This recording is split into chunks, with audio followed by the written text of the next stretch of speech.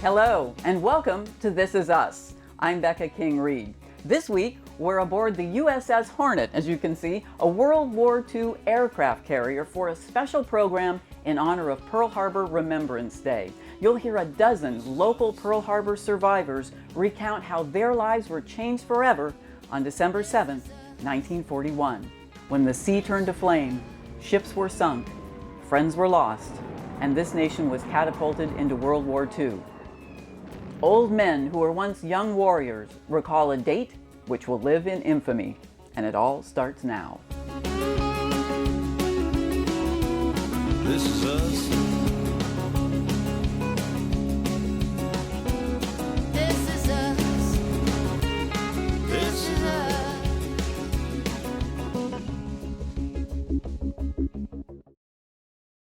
Welcome back to the bridge aboard the USS Hornet.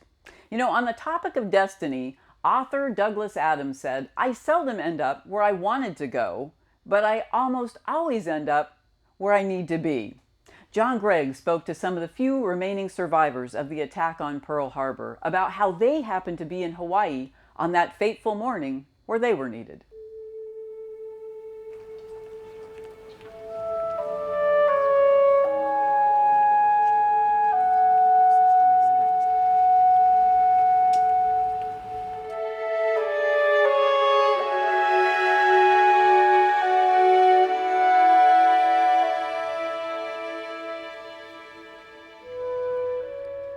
America in the 1930s was a nation of broken dreams and broken men.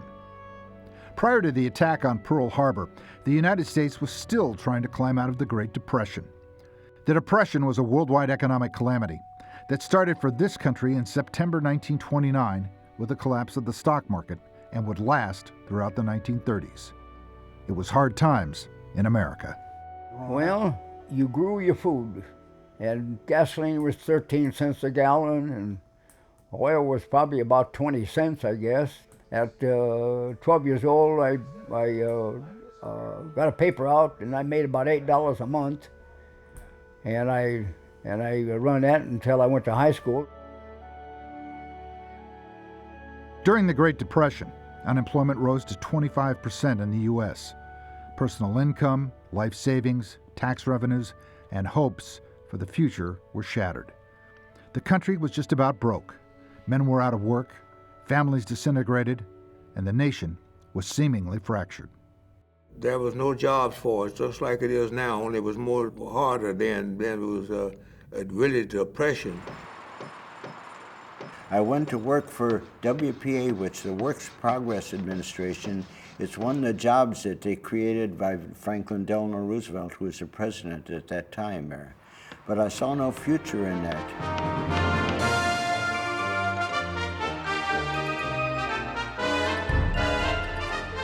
Set against that backdrop, many young men joined the military, some just to have a job, and others for the luxury of having 3 hot meals and a place to sleep.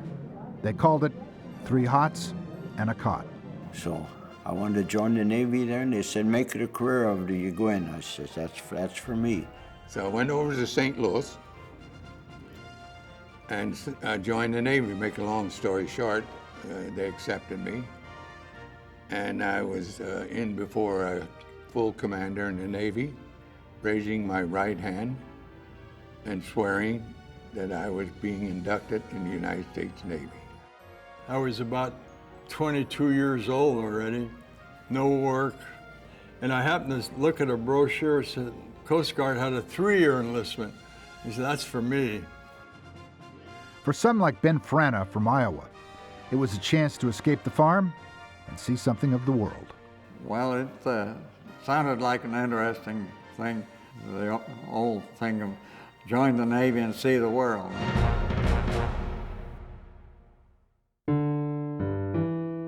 But the underbelly of the American dream could still be very ugly. Racism was rampant in this country in the 1930s, and the military was segregated. My first desire was to go to the Marine Corps.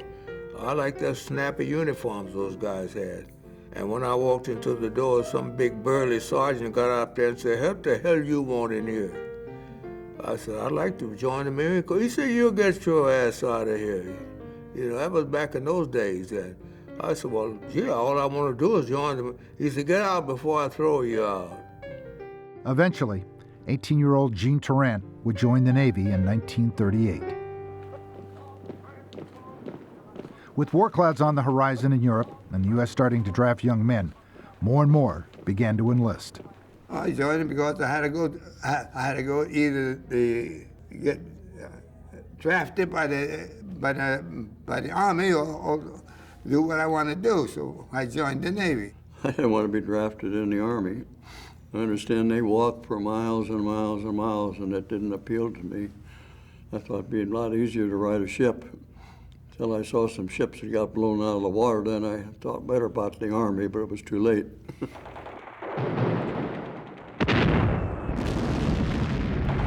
By September 1939, England and France were already in the war against Germany.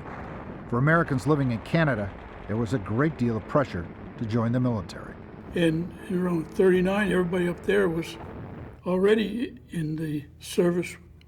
And people there said, how come you're home yet? My son's gone. So I thought, well, the heck with this noise. And I went down to Bellingham, Washington, and I signed up there. For young men that had grown up on small farms and in small towns across the nation, a train trip to a California military base seemed like an epic journey. And being a blue water sailor in Hawaii held the promise of paradise. Well, I got a railroad train ride all the way from St. Louis to San Diego, California. And I loved California when I got there. Joined in Iowa, and next thing I was in California. So I joined the Navy in January 1941 at the post office in Oakland. And I went to boot camp at San Diego. Most of the men that had joined the Navy felt they had escaped the Depression, had a steady job, and were finally eating 3 square meals a day. Their troubles were seemingly behind them. If California was heaven for most sailors, Hawaii was Shangri-La before the war. Next 2 men pick them up and take them to the sick bay. Yeah. Tony Jalepis from South San Francisco was stationed in the islands and was aboard a supply ship that pulled into Honolulu Harbor the afternoon of December the 6th. At the same time, the Imperial Japanese Navy was steaming towards Hawaii. Tied up at Pier 31A, Honolulu Harbor, and about noon of December the 6th. So we had been at sea 15 days, and so you can imagine, well, we were a little thirsty and wanted to hit the beach, and which we did. Jalepis headed to a bar with his shipmates. He was given a certificate that night at a joint called the Royal Annex that he has kept for 70 years. That piece of paper would foreshadow the events of the next morning. Well, it said that I was a fit and able seaman, able to latch on to a lot of beers and a good snug harbor with the woman and all kinds of stuff. But up at the top it says, drink down the hatch, drink and be merry, for tomorrow you may die. How prophetic that was. Of course, we know what happened the next morning, December the 7th. The ink was barely dry on Tony Jalepis's certificate when the Imperial Japanese Navy took wing toward Hawaii, launching an attack so stunning, many sailors thought it was a drill until they saw the bombs drop. The sights and sounds of that morning are permanently etched on the hearts and souls of the men who were there. Here is their account of the battle.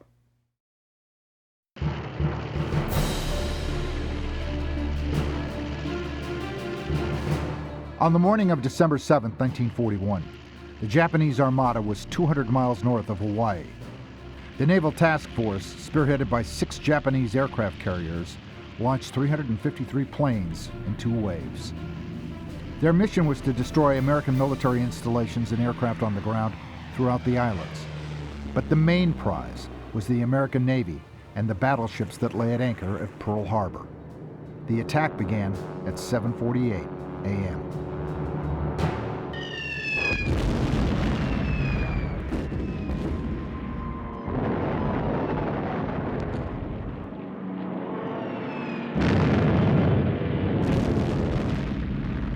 I was awakened by the bed shaking, the windows rattling, and I thought to myself, the GD Army is doing war games again. Larson was stationed at the Diamond Head Lighthouse, and as he scrambled out of bed, what he saw left a chilling memory. 3 torpedo planes flew over me that Sunday morning, and I could see the rivets on the side, the canopy. The Japanese torpedo pilots targeted the battleships that were moored right next to each other at Pearl with merciless accuracy.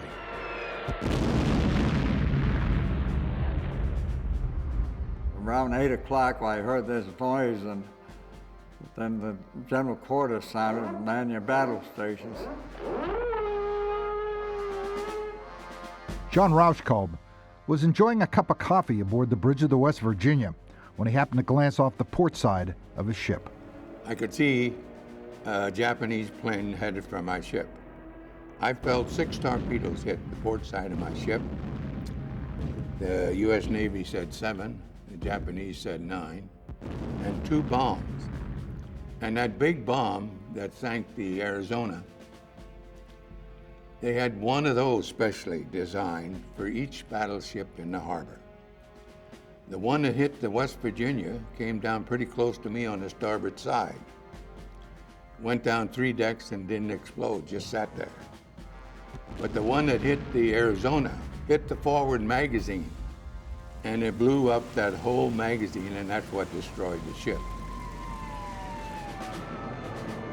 Chaos and confusion swept through the harbor as the Japanese unloaded countless torpedoes and bombs.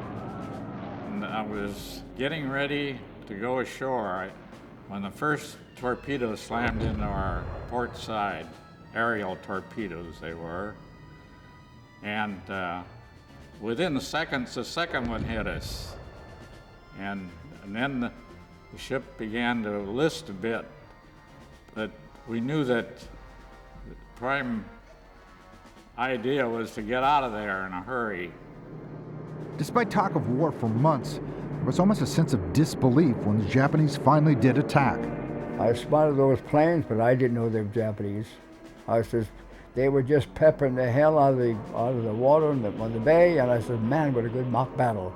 Until I saw one drop a torpedo and hit the West Virginia, and I said, man, this is the real thing. Gene Tarrant had been on liberty at a luau the night before the attack. Hell, I had a hangover, and all of a sudden I saw them swoop down and come down at a very low angle, heading for where the battleships were located, and they released torpedoes.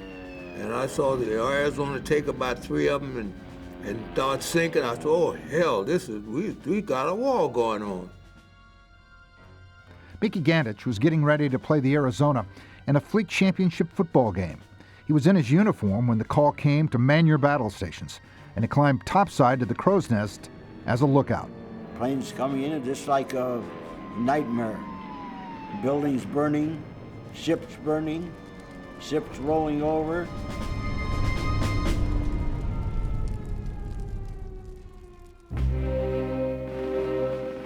At 6 minutes after 8 a.m., the Arizona blew up and sank with a loss of 1,177 sailors out of a crew of 1,400. The Oklahoma capsized, and the Utah also sunk.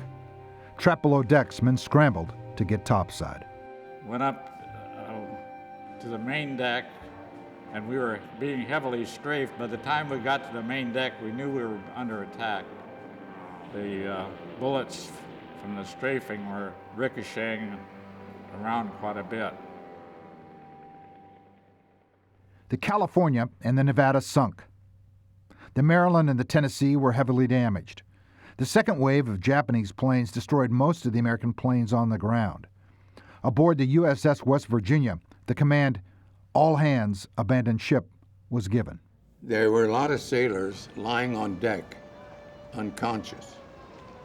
We didn't know whether they were alive or dead. And there was a group of sailors working there, getting them to another group of sailors to get him to medical help. So what I did at that point would I'd grab the sailor's hair and pull real hard. If I got a groan, a moan, or don't do that, I knew he was alive I would take him out. If I didn't get a response, I let him lay because I didn't have time to take dead sailors out for help. Martin Hoops was stationed aboard the battleship Pennsylvania, which was in dry dock. But the day before the attack, he'd been transferred to the hospital ship Solus for a minor operation.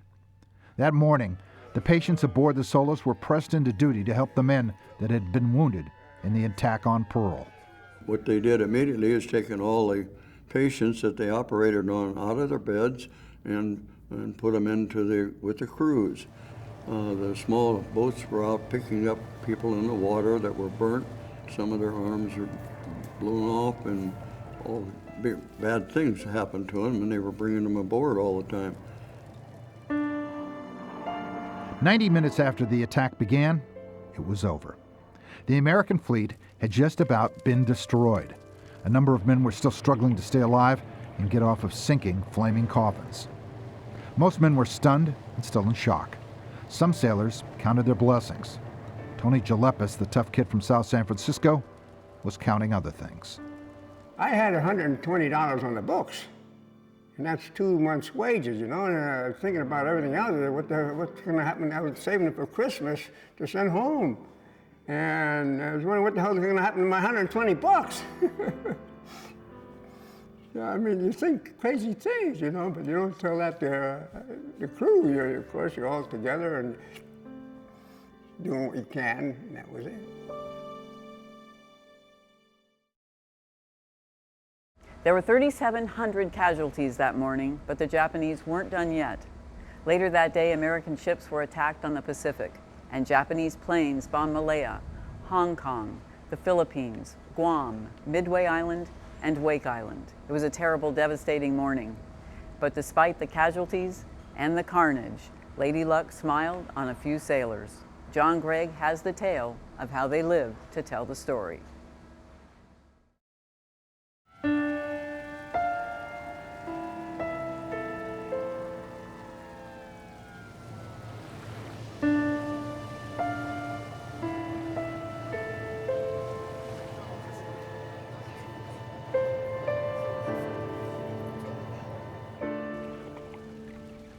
The difference between living and dying on the morning of December 7, 1941, was a matter of fate, chance, and luck.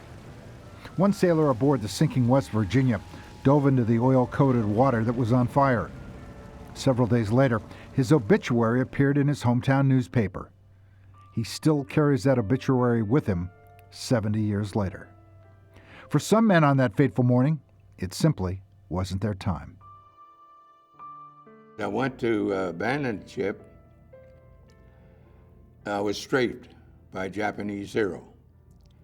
And I had to jump off the bow in between the West Virginia and the USS Tennessee, which was inboard of us. And the water was burning. And I had to dive into that burning oil because those Japanese bullets were mean. They'll kill you. And they weren't very far away from me. So I had to dive into this burning oil to save my life at that point. Maybe there was other people who didn't think I made it. Warren Upton was aboard the USS Utah when she was hit by torpedoes and the call went out to abandon ship. He went topside only to be strafed by Japanese aircraft as they were finishing their missions on that Sunday morning. The ship was capsizing, but then the lines were snapping. I slid down to the bilge keel and dived into the water from there. The 22-year-old Upton began swimming for shore, but he stopped and helped out his shipmates that were struggling in the water. There was no flames, fortunately, but the bunker oil had started to leak, and that made it difficult to do swimming. Some of the men became sick just from swallowing some of the oil. Of course, you have a natural instinct, save your neck. That's the main thing, and to help others that are in distress. Aboard the battleship Pennsylvania, Mickey Gannich's ship was in dry dock, along with 2 other destroyers, the Kaysen and the Downs, when they were targeted by Japanese planes. So a bomb hit us, missed me by about 45 feet there. Another bomb hit the destroyer in the dry dock with us there. Another bomb hit alongside of us in the dry dock. And the destroyer, one destroyer that got hit there, started rolling over on another destroyer. We lost 23 men that day. Fate intervened for Ken Butts aboard the West Virginia just moments before the attack. I was supposed to have the 8 to 12 watch in the morning. And went down to the 3rd deck to get ready to go down, and the guy tapped me on the head. He said, "Where are you going?" I said, "I'm going down on watch." He said, "No," he says, "we're going to lighten off the new boiler. So you won't take in your watch." So if I had gone down there, they'd found my skeleton.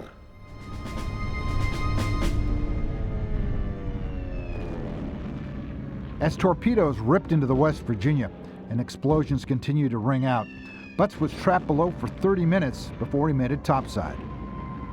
Well, I started to go down to the battle station, but then they asked me to help them close the hatch going down between the 2nd and 3rd deck.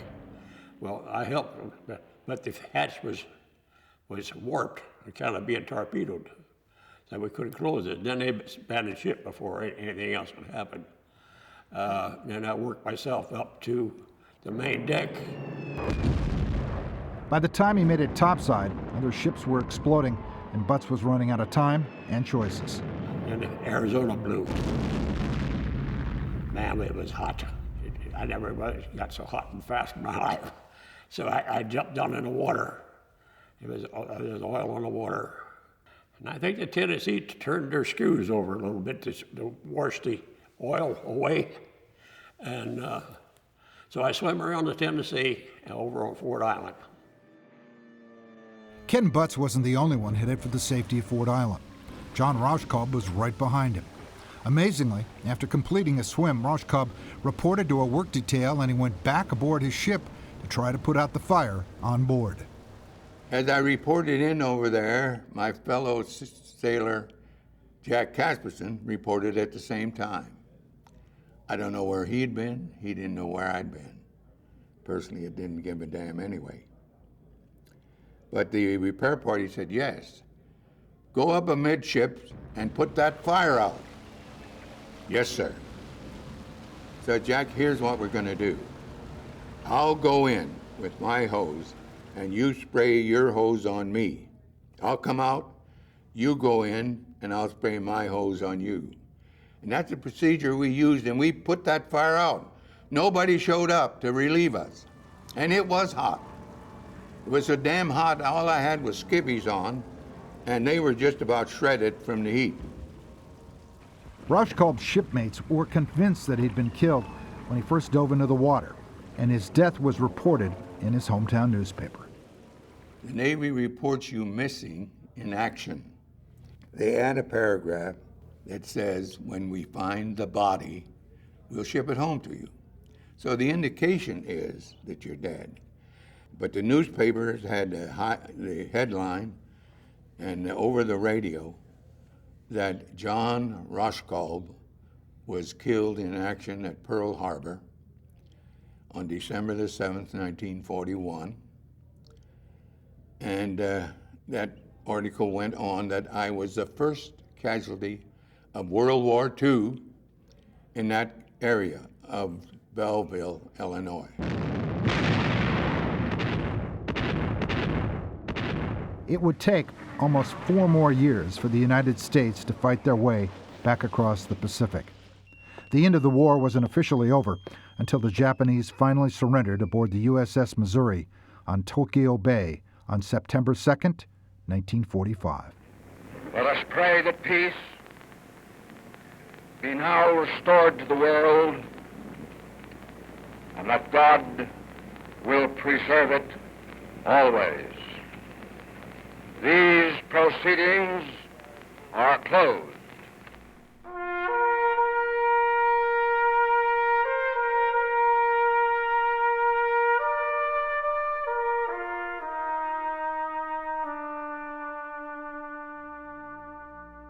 Heroism was commonplace on the morning of December 7, 1941.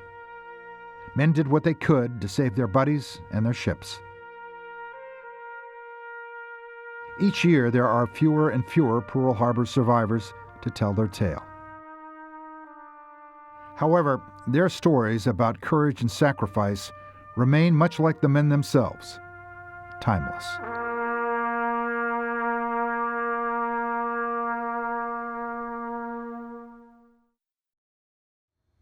Thanks for joining us this week for our salute to Pearl Harbor veterans. From all of us at This Is Us, I'm Becca King Reed saying so long from the USS Hornet.